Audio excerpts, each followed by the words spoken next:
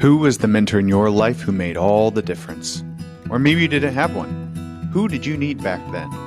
Welcome to the Mentoring Partnership of Miami County podcast, where we shine a light on those walking alongside kids from harder stories, right here in our own community. Join us as we explore the transformative power of showing up and how becoming the person you needed can change a child's life, and maybe even your own.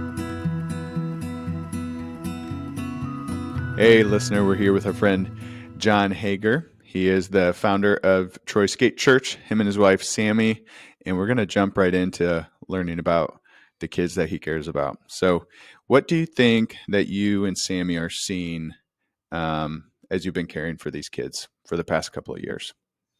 That's a great question. We see a lot of everything, but one of the biggest things we see is really fatherlessness. Um, just a lot of the kids that we work with don't have a consistent father figure in their lives, and that's one of the biggest needs that we're seeing kind of across the board. Um, they may have one, but he's not present, or he's maybe not a positive influence.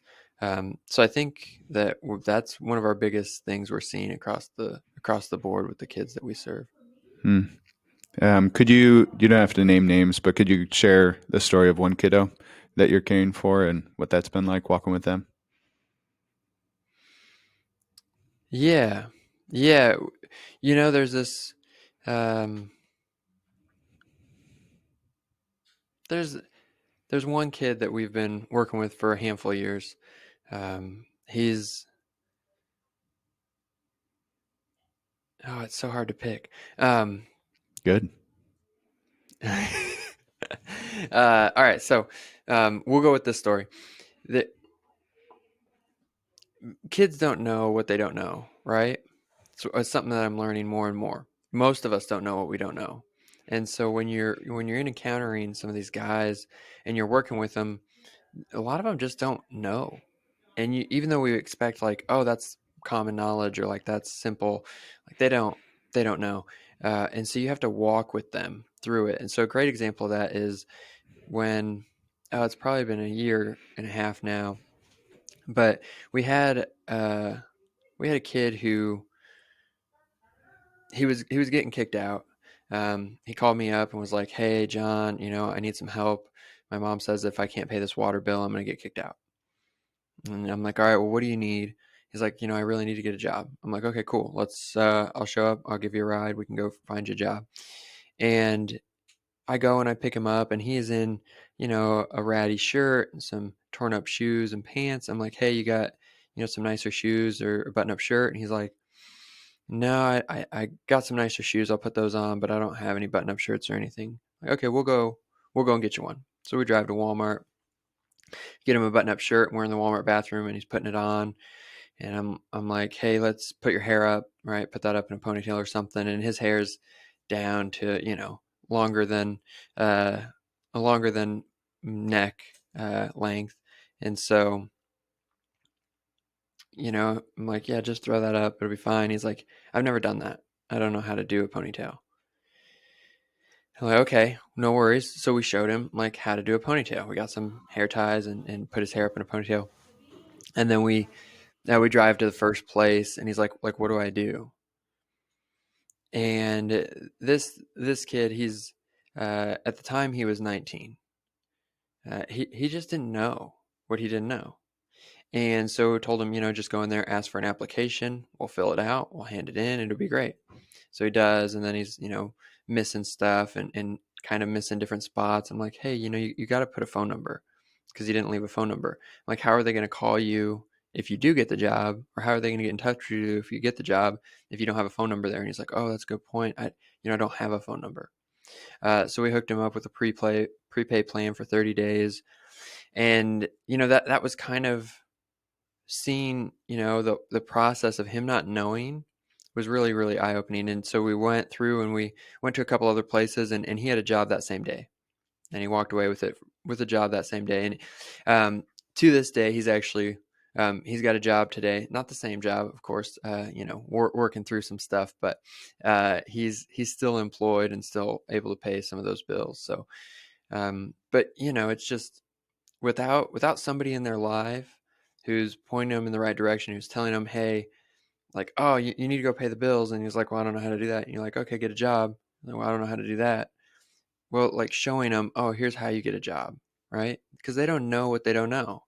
And I think it's really important to have somebody in their lives to help do that and to walk with them and to show them what they need. This kid, he's been in and out of trouble. He's lives with a single mom. His dad took off on him when I think he was about 7, and so he's that same thing, that fatherless, that needs direction, needs love, and needs to know that he's actually worthy and valuable. Hmm. So you were just really close to driving with, walking with, sitting with, talking with, being with, and he may not have known how to do those next couple of things. I've heard some kids from hard places say that Google is their parent, and some Google is their mentor, YouTube is their mentor. But man, how desperately do these young people Yeah. need human eyes and souls being with them and explaining things in a way that uh, it builds them up, helps them to heal. Um, I think we know in Miami County where we live that there's 3,700 single parents, 7,000 kids in those homes. Not all of those kiddos are going through maybe as dire of a story as this young man. And uh, over the years, you've attracted like this little tribe, these kiddos where you said 19. Some people, when they think of youth mentoring or Troy Skate Church, they might think of seventh, eighth grade, high school, maybe younger, maybe older. Um, that's one story. That's probably the story of many kiddos that you care for. What's that like? What does this tribe look like that you're seeing, and who's showing up with you? Yeah. So that's a great question. So in our indoor space, we have an age limit 13 and older. We do have some stuff. We're doing a little bit of a middle school Bible study night that's got started in the last couple of weeks, and but really our focus is that high school and young adult stage.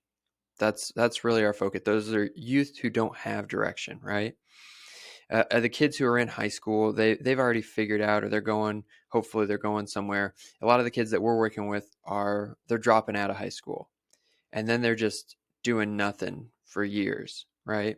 So somewhere between 13 and 26 Mm-hmm. um, is kind of where we work in that age Mm-hmm. range. But a lot of those kids, when I say kids, they are older. They're those young adults, and they're the young adults who don't have direction, and how we expect them as society to go and know and to do and to be capable. Except these guys haven't had the same thing that we all had. They haven't had that background. They haven't had that person to show them what to do, where to go, how to do it, how to get a job, how to be stable, how to keep a job. And so these guys need it just as much, if not more, than really a lot of those other kids. So it's somewhere in that high school um, and then young college kid, even though they probably aren't in college, group of kids that we're kind of working Mm. with. Why do you and Carrie? Why do you and Sammy care so much? That's a great question. It goes back to where we came from, I think, and what God put on our hearts. Really, one of the big things is that like we were both misfits. I actually dropped out of high school Mm. back in the day, um, and I realized it was a bad mistake. I went back and I finished it up and got my diploma, like another year and a half, 2 years later. But I realized that, without any direction at that point in your life, you can fall down a horrible path. And my wife was also a bit of a misfit, black sheep. We both were either at the skate park or hanging out at the skate park when we were young, and we knew these kind of people. We were in these kind of crowds, and these people, these skaters, this skate community, I think that they need love just as much as anybody else. And I would argue that, when you think about what Jesus was doing, uh, I think these are the people he would have been hanging out with. The misfits, the ones who need someone to love them, to show them that they matter and that they're cared for. And yeah, I think that's where we're kind of called right now, and that's what we can see. We can see the pain they're going through, and we can see the obstacles that they're facing. And if we can help just the one, then Hmm. we're in it. Yeah. I've heard it said like what you're brought through is who you're meant to be brought to. Like you can leverage your story, your culture, the language, the comfortability. You probably saw a lot of brokenness and pain in your own story and the kids around you during that time, and you know it, so you can be there in it and with it. I think I heard Sammy say once, like the percentage of the kids that come around like actually skate. Do do you how many how many Yeah, so most of the kids don't so, actually skate. so Um, a lot of them do, but I would say at least half, if not more, of the kids that we feed and work with on a regular basis are yeah, not skaters. They hang out. They're just part of that yeah, community, right?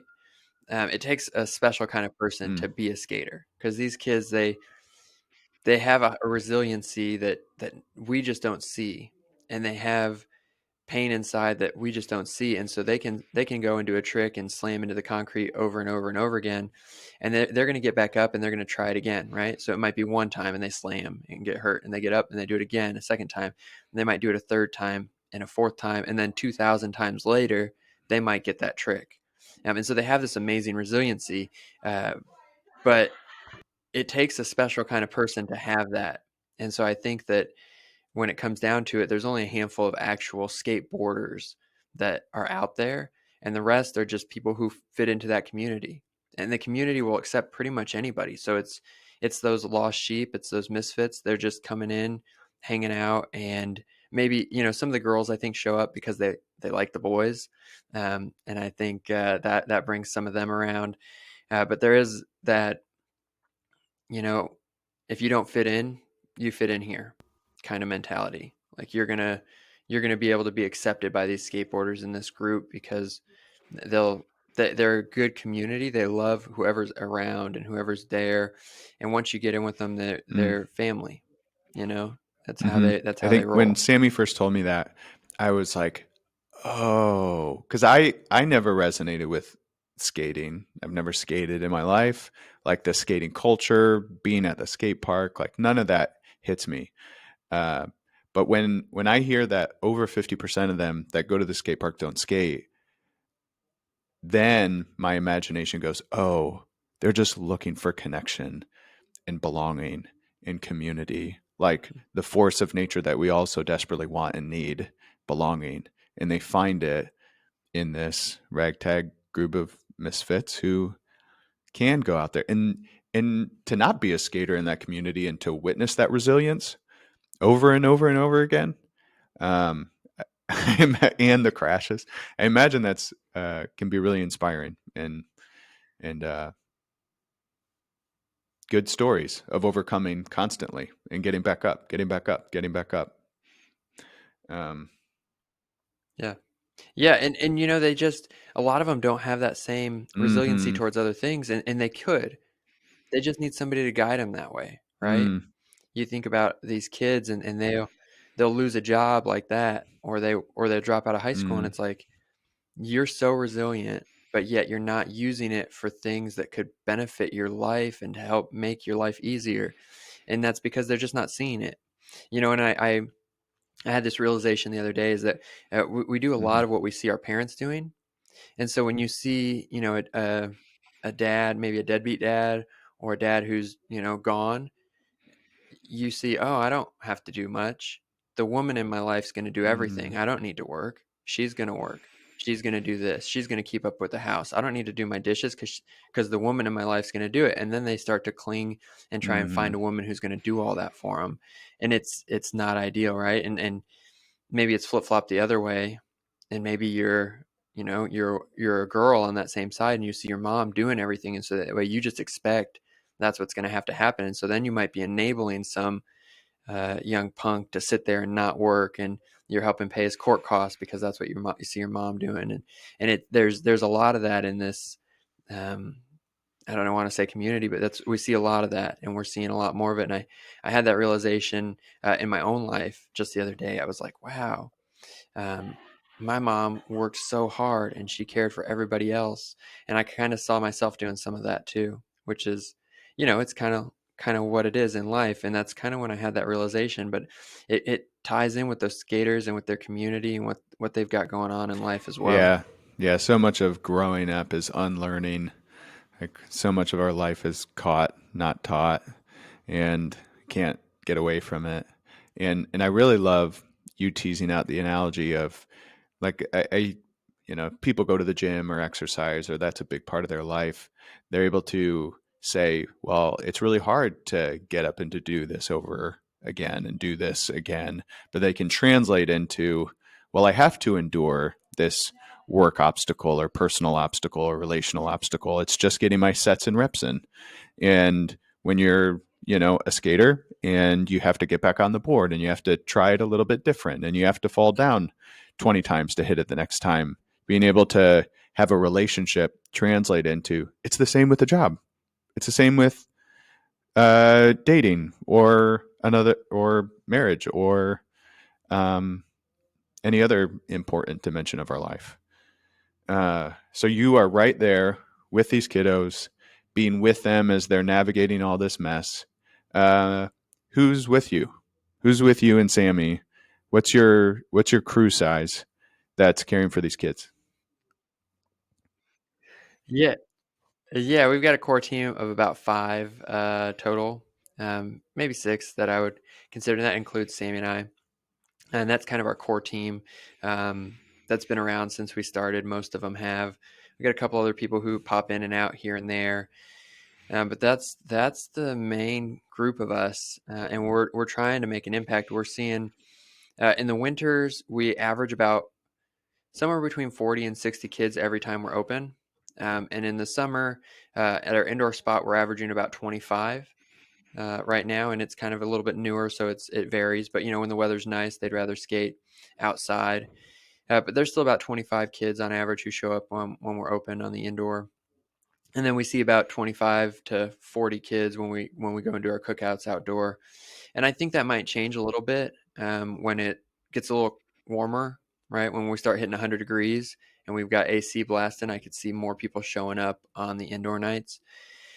But yeah, we try and do that with just that 5 or 6 people, and really we only see about 2 or 3 Mm-hmm. of them each night that we're there, 2 or 3 people each night. And so in reality, our core team could be a lot Right. bigger. I can only talk to so many kids, right? We need somebody to man the front desk all the time and make sure that they're checking people in, and that person can't really interact with the kids as much because they got to stay there. And so seeing and thinking about that, we could definitely use more people coming and making a difference and making an impact and talking to these kids and building relationships. And it's really simple. What we started off with was I told my team, I was like, just go make 2 friends, right? Go make 2 friends. And that way, if one of your friends isn't there one day, you've got the other friend who's there, hopefully. When you just start by making 2 friends and talking to them, learning their name, learning what they're doing, trying to have a relationship just like you would with an adult. Just talk to them like they were an adult. It's nothing that's scary. I mean, they might look a little scary. They might have a different personality than you, but it's pretty easy to find some people with some common ground and then just talk to them. Just, be genuinely interested Mm-hmm. in them. So what these kids have right now is the consistency of these 5 or 6 adults, and however many show up on a given Wednesday, Friday night, or any other night. Somewhat access to ongoing other kinds of mentorship. And what these kids really need is not just 5 or 6; they need They need another loving, caring, healthy, consistent adult to say, even if it's, I'm going to show up once a month, once every 3 weeks, once every 2 weeks, once a week, I'll be here, and let time does what time does, and have that be the way to continually. And I've found when I've been in those mentoring kind of spaces, and Sammy has said this before, that you might think that you're gonna like pick the kid that, like, you're drawn to, but a lot of times it's the opposite. Like, the kid picks you, and the joy that comes when a kid picks you and says, for whatever reason, I'm gravitated to just talking and sitting next to, and when I do this trick and I land it, I want them to see me land it well, and I want to tell them about what yesterday had for me. um, Yeah, my wife likes to say it quite a bit that, we do all these things out at the park and in our own location, and that really can make a difference. But she says that, it's the stuff that happens in between the events, right? It's the time when the kid calls and says, "Hey, I need help. Can you help me get a job?" Or, just taking them out, hanging out with them, doing lunch with them, texting them back and forth, sending them weird Instagram videos or whatever that they're going to laugh at. It's knowing that they've got somebody who they can talk to or they can reach out to and not just see once a week, but knowing that that person cares about them enough to spend some of their time throughout the week to talk to them or to say, "Hey," and that's where, a lot of the major impact is made. And that's where I feel like the breakthroughs can be made. And so, showing up is super important. Being there is super important. But I think, mhm, being willing to invest mhm, in one person, right, or two people, is really what matters. I say it all the time. Jesus had 12 disciples, right? I mm, can't have that many. He was amazing. I'm not that good. So like I work with like about 6 to 7, maybe 8 kids on a regular basis that I'm messaging, interacting with, following up each week. But when we have 40, mhm, 60 kids showing up, I'm barely touching the surface. I try to say hey to all of them, but I can't build genuine mhm, relationships and follow up with all 60 kids. So we need people to come in and come alongside and say, hey, I'm willing to talk to one kid. I'm willing to talk to two kids, to make two friends, to follow up with them, to say, hey, what's up, to text them, see how their schoolwork's going throughout the week, or make sure that you're encouraging them to stay in school, right? um, that's mhm, really that's really where the big stuff mhm. happens, and I think that's And really we've all what got the that major time to need is. text. We've all got that. I think if the listener is an adult that's like, whoa, that's a little, you know, off putting because, I was apprehensive to show up every regularly, which I think when you show up regularly, your face is there, you show up. That's the greatest gift, is like your presence. And then what happens in relationship is what, like, binds and ties it all together. And um, you if someone shows up to Troy Skate Church because they want to care about a kid, they're not doing it alone as an isolated adult. Like, they have this core team of 5 or 6 other adults that says, "Hey, I don't know how to care for this kid right now. What am I supposed to do?" They have you and Sammy and the others to help them navigate through that. It can take time.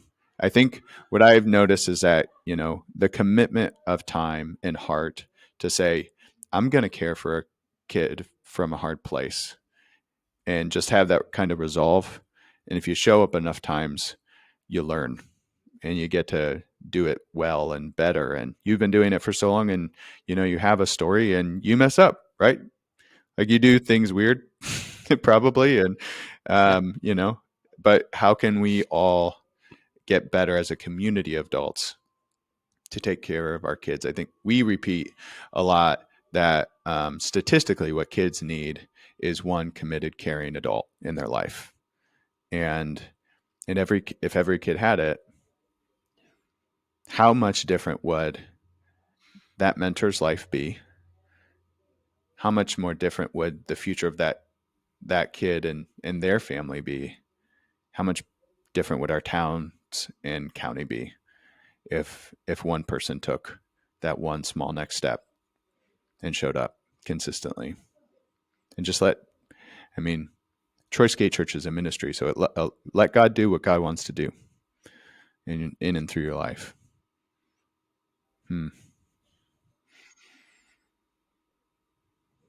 Yeah, that's good. All right, Jon. Well, how do people come alongside these kids? Yeah. Well, we're always looking for volunteers. Um, we need people to run the desk. We feed them every week. So if you maybe are part of a small group, or if you're part of a ministry or a church, and you're like, you know what, maybe we could help feed them once a week, or we could help feed them once a month, right? Bring a meal once a month, and your small group could help you out, and you guys could make it together. That would be awesome, right? We have a group come in every week, and they serve food. They bring a meal, and they serve food to all the kids who show. Or maybe you do have more time and you want to run that front desk. We definitely have spots and positions open to come and run the front desk. We need smiling faces who can say, hey, you matter. Let me check you in. Let me remember your name. Let me get you next time. Right. We also do need financial support. Like any nonprofit, we run off of donations. We don't charge anything to come into our indoor skate park. So any financial support is definitely helpful as well. We've did all the numbers and we calculated it out, and we have a sponsor a skater campaign, and we've took the number of kids we have and our operating costs, and we determined that it would cost us about $36 a month per kid to stay open and stay operating the way that we do. And so we're looking for people to help sponsor a skater. Again, we don't charge for anybody to come in, but this is a good way to make it a reasonable, like this would help keep our skate park free. So we're always looking for people to do that. If you run a business, we're looking for business partners or church partners who will come alongside us and say, hey, we'll help do something with you every week. We'll come and do something, whether it's that or every month. We'll come and do food every month, and we'll help bring volunteers or something like that. So there's plenty of ways to get involved and to come hang out. And if you're a skateboarder and you're hearing this, come skate with us. Come skate with us. Make a friend. Play a game of skate with the kids you don't know. I'm the only person on our team who skateboards, and I picked it up when we started. I did it when I was young, but I picked it up again when we started. But you don't have to be a skateboarder. You can be 60, you can be 70. If you've got a phone in your pocket and you're willing to pull it out and record a kid, they love to have their videos recorded, and it makes them feel seen. And then that work that they're doing, you think about the kids playing football, they're running and they're running for a touchdown, and they want the whole crowd to see them and to cheer about them. These kids are doing the same thing, but on a skateboard, right? That little trick that they've been working on for 2 months, they've hit the ground 2,000 times on. They want somebody to see them land it, and they want them to be congratulated for how much work and effort they put into trying to get that trick down. So you don't even have to have a phone. You can just congratulate them for the trick they land, even if you don't know what it is or how difficult it is. Just showing up and being like, dude, that looked really cool. Nice job. So just people to show up and to be there and encourage. Yeah, that's awesome. I think we do want those who are, if you're a listener and your heart is starting to break for one of these kids, we want you to find a way to get a little bit closer to you, to take the small next best step in being a gift, enjoying the joy of generosity for supporting these kids. And maybe a relationship comes with it that you would never expect, and that changes your life and will change their life. And man,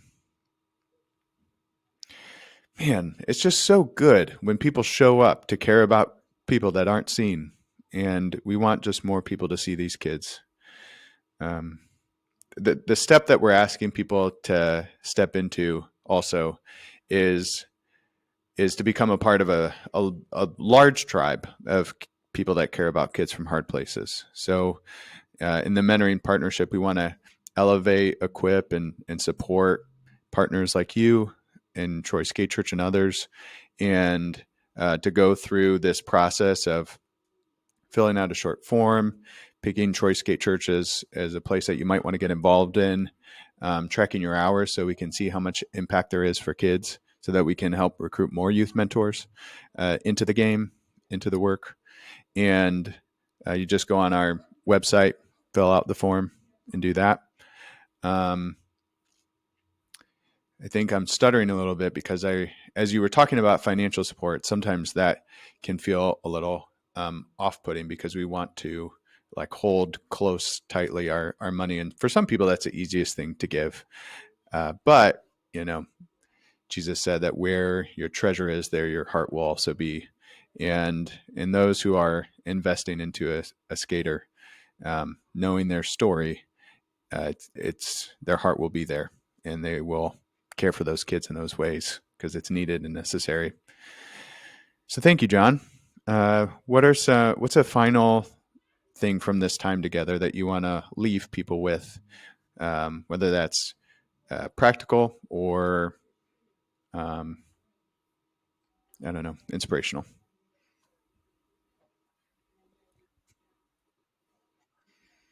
Yeah. Yeah, just, the one, right? Uh, I think when we think about life, there's so many things out there. There's so many things that can grab our attention, that can grab our time, that can grab our money, that can grab our resources. And if we slow down and we think for a minute, I don't need to make a huge impact. I don't need to change the world. But if I can just help the one, if I can just make a difference in that one person that I'm being called to, that God's calling me to, if I can just go and do that one next step, that one thing, I would encourage you to think about that one that God's put on your heart. And maybe they're not with Troy Skate Church, and we're totally fine with that. Maybe it's somebody else. Maybe it's somebody who plays soccer, or maybe it's somebody who is just down at one of the local rec centers. But if you're feeling like there's one person that you can make an impact in, I'd encourage you to dive in and to go at it with your whole heart, and to give that one person everything that they need, and that you want to give them, and that your heart is telling you to give them.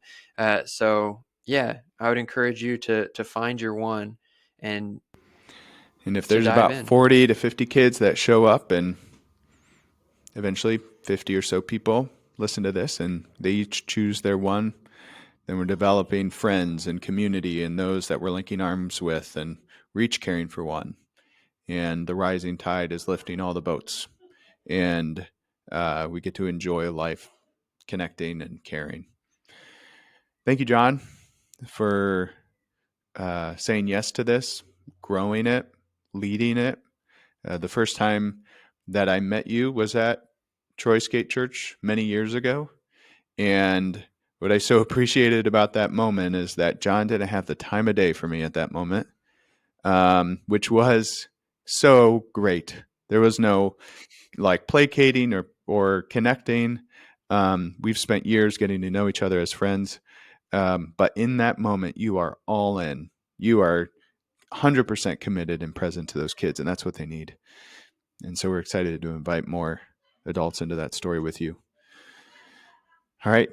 Thanks, Jon. Thank you, listener, for staying on. And please share this episode with one other person so that they get to hear the story of what's going on around them that they didn't know before. All right. Thanks, See ya. Paul, and same thanks to you guys for listening. Wasn't that conversation powerful? Jon and Sammy are so great. If you care about these kids, take a moment right now to subscribe, rate, and review. Each small action helps more adults show up for a child with a harder story. Chances are, someone came to mind while you were listening. On behalf of a child, send this episode their way, because only together can we help more kids find the support they need. And only together can we help more adults step into the story they were made for.